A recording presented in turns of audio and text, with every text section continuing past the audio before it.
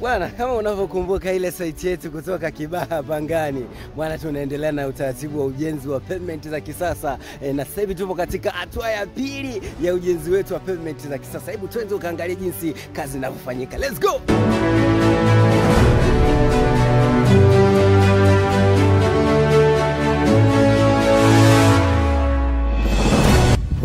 Ndugu zangu, hili ndio eneo la tukio la mteja wetu kutoka Kibaha. Jamani, tazameni eneo jinsi lilivyobadilika, tofauti kabisa na mwanzo. Ukifananisha unaona utofauti mkubwa kabisa. Na hapa tupo katika awamu ya pili ya uzalishaji wetu wa pavement za kisasa. Jamani, na hivi ndivyo pavement zetu za kisasa jinsi zinavyozalishwa. Zinazalishwa kisasa kabisa kama unavyoona hapo. Basi kama unaona unahitaji muonekano mzuri katika nyumba yako, basi tupigie tu simu popote pale ulipo, tunakufuata. Yaani kama tumeweza kukufikia huku Pangani ndani Kibaha, huko ni wapi ambako Kiboke tunashinda kufuata?